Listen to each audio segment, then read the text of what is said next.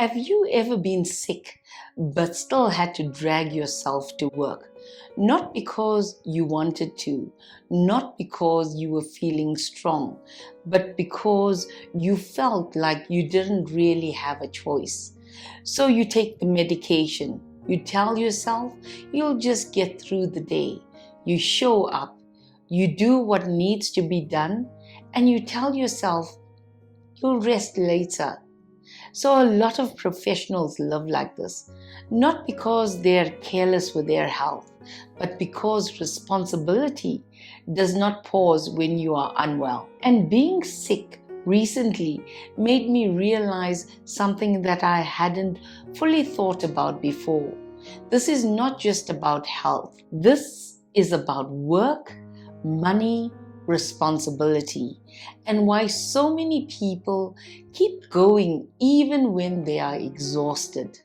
I've spent close to 30 years working in demanding corporate environments, and one thing I've seen consistently is this. Most professionals are responsible for many things: projects, timelines, deadlines, clients, family, bills, commitments.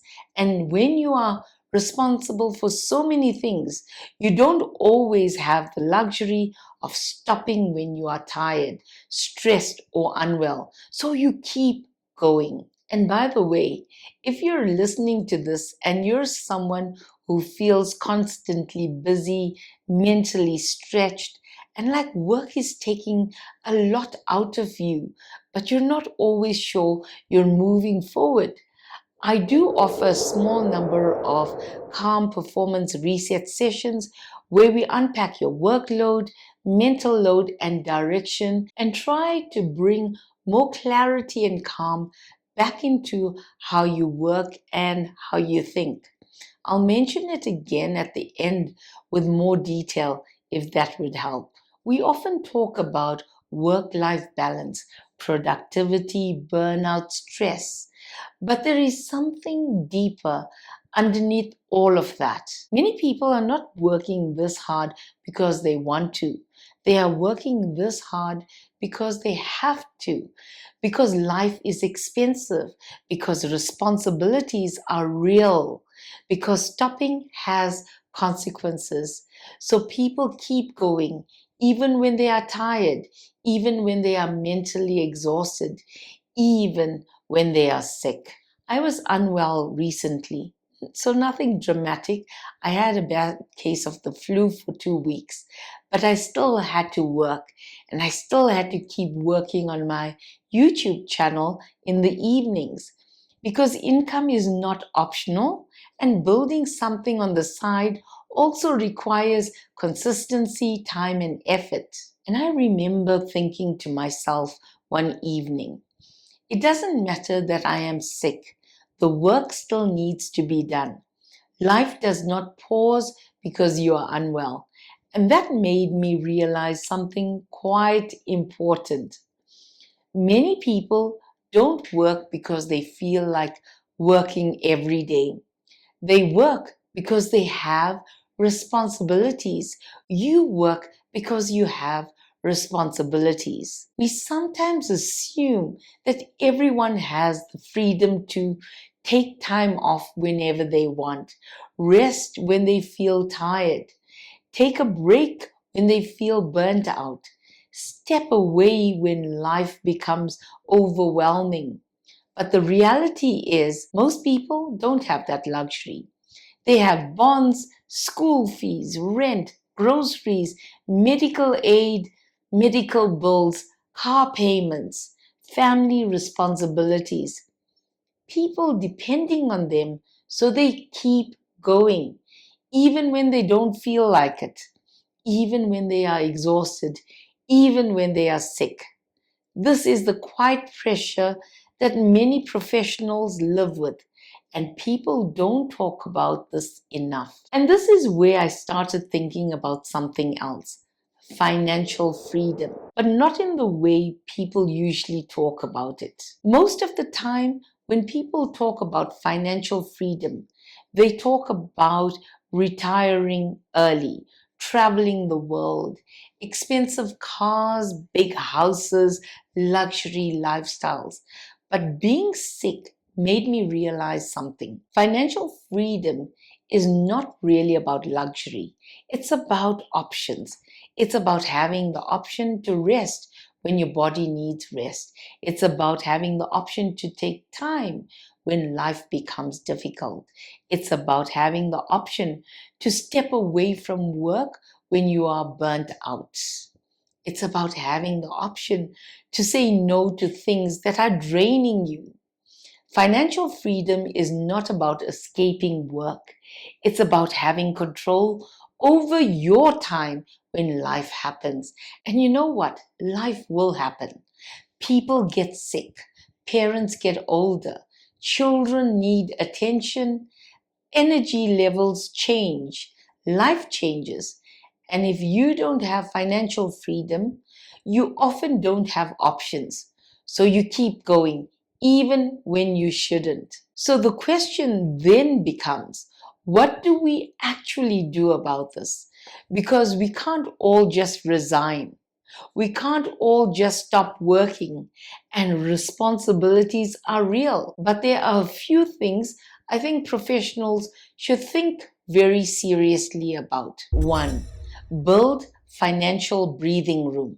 Not luxury, not wealth, not early retirement, just breathing room. A few months of expenses saved, less unnecessary debt, some investments over time, something on the side that may one day become income. Because financial breathing room gives you something very important: options. Options to rest, options to change jobs, options to take a break, options when life becomes difficult. Financial freedom doesn't start with millions, it starts with breathing room. Two, take your health more seriously than your job. Most people treat their job like it is permanent and their health like it is guaranteed. But it's actually the opposite. Your job can change tomorrow. Your company can restructure. Your boss can leave. Your role can change. But if your health goes, everything becomes difficult. So sleep is important. Exercise is important. Food is important. Rest is important.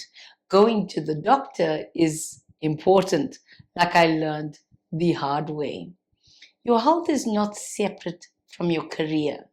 Your health is your career, because without energy, focus, and health, everything becomes harder. Three, build a life that is not only work.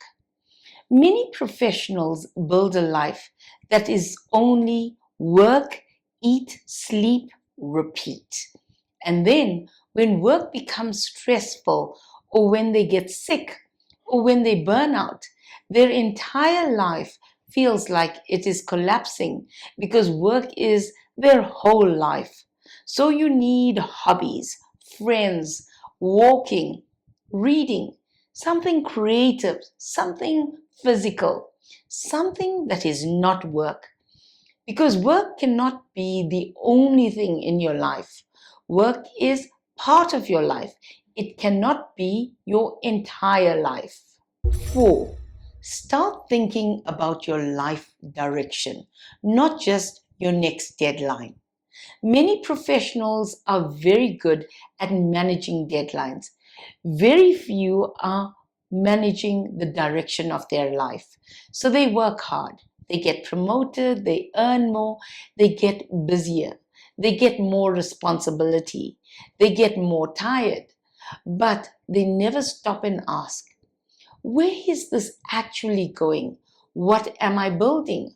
What kind of life will this create in the next 10 to 20 years? You don't need to have all the answers, but you should at least be asking the questions. Getting sick is one of the few moments in life where you are forced to slow down. And in those moments, you realize something very important. Your body is not a machine. Your energy is not unlimited. Your time is not unlimited as well. But the way many of us live and work, we behave like we will always have energy. We behave like we will always have time. We behave like we will always be healthy until something small like a flu reminds you you are not just a worker, you are a human being with limits, with energy levels, with a body that needs rest, with a life outside of work. Sometimes we spend so much of our lives working, worrying, planning, chasing, meeting deadlines, solving problems, that we forget something very simple. We are not only working to survive, we are also living. And if all we ever do is work, recover, and go back to work again, then life becomes very small. And sometimes it takes something like getting sick to make you stop and think, what am I actually building? Why am I working this hard? What kind of life am I trying to create? Am I building a life where I always have to work, or a life where I eventually have options? And if you've been listening to this and recognizing yourself in it, if you feel constantly busy but not always productive, if your mind feels full all the time, if work is taking a lot of energy out of you, if you're working hard but not always sure you're moving in the right direction, or if you just feel mentally tired and overloaded most of the time, then a calm performance reset session may help you. I'm opening 10 complimentary calm performance reset sessions. It's a 45-minute structured conversation where we look at your workload, your mental load, what is creating pressure in your work, and how to build a calmer, more sustainable way of working and thinking. It's not coaching and it's not therapy. It's a structured conversation to help you think more clearly about your work and your life. If that would help, the link is in the description below. If this topic resonated with you, you may also find this next video helpful: the hidden mental load professionals carry. Because often it's not just the work we do that makes us tired. It's everything we are mentally carrying. I'll link the video here for you. Sometimes getting sick doesn't just remind you to take medication and rest. Sometimes it reminds you why you are working so hard in the first place, not just to earn money, but to build a life where you have options, where you have time, where you have control over how you live and how you work. And remember, as always, you matter.